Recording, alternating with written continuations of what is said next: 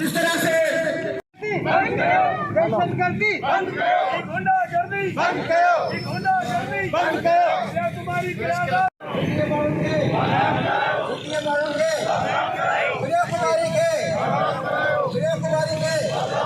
सागर कुमार के मेहरबानी सब हिते आया आहियो। असांजो साईं हिकिड़ो मुतालबो आहे, असांखे तहफ़ुज़ ॾिनो वञे, सिंध में बेअमनी ख़तमु कई वञे। असां सिंध जा वासी आहियूं, असां पाकिस्तानी आहियूं, असां पाकिस्तान सां मुहबत कयूं। महिरबानी करे असांखे जीअण ॾियो। असां तव्हां हर शइ में ताउन कंदा आहियूं, त असांखे तव्हां जीअण ॾियो, हक़ ॾियो, महिरबानी। ही असांजे सिंध जा मालिक आहिनि, सिंध जा रहवासी मुंहिंजो दौड़ जो दौर कान असांजा हिंदू भाउ। ऐं जहिड़ी हिननि सां हालति हींअर का कोन्हे, वक़्तनि फ़वक़्तनि थींदी पई अचे। किथे हिननि जा मंदर पिया ॾाठा वञनि, किथे छा पियो थियो वञे, किथे छा पियो थियो वञे।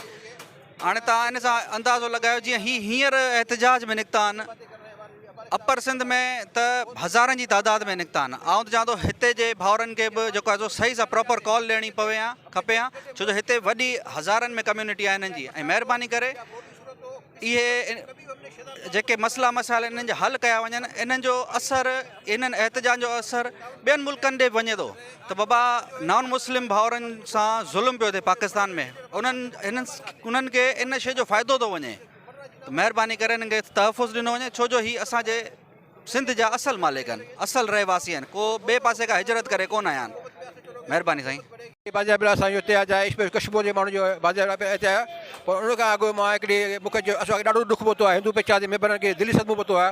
असांजे कुझु मेंबर फेसबुक ते असां हिंदुनि जे बारे में घटि वधि ॻाल्हाइनि पिया, असां हिंदुनि खे मतिलबु जहिड़ो दुश्मन सम्झी वेठा असां पंहिंजो।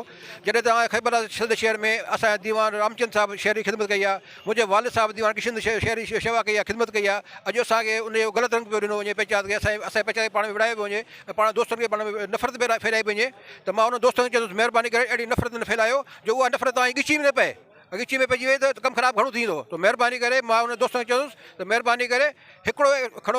ॿियो त हिकिड़ी ॻाल्हि तव्हांखे ॿुधायां त असुलु छा आहे जो हिते असां वटि जॾहिं ॻाल्हि थी आहे जेका धरने जी, असांखे शिदापुरी पंचायत खे एतवार में वरितो ई कोन वियो आहे, न को असां सां ॻाल्हायो आहे, न को मीटिंग कई वई आहे। हमेशह किथे बि धरणो हूंदो आहे त शहर जी ताज़ुरी बरादरी सां माण्हुनि सां कॉन्टेक्ट कयो वेंदो आहे ऐं हुन सां मीटिंग कॉल कई वेंदी आहे। राति जो 10:30 11 खां पोइ कॉल पई थिए त सुभाणे एहतिजाज आहे, इहे बि ग़लति तरीक़ा आहिनि। सो मां महिरबानी करे मुंहिंजे दोस्तनि खे चवंदुसि त महिरबानी करे इंतिशार न फैलायो ऐं मोहबत प्यार में रहो ऐं मोहबत प्यार सां गॾिजी कमु कयो।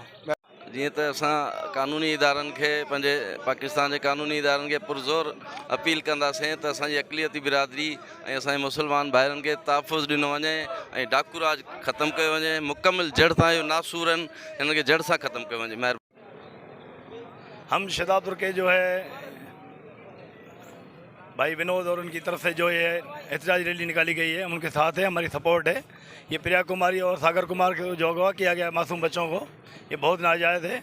हिंदू पंचायत और हिंदू कौम बहुत पुरअमन कौम है, इनके साथ जो नाजायज़ और ये जो अगवा पर तवान का सिस्टम चल रहा है, हम उसकी पुरजोर मजम्मत करते हैं।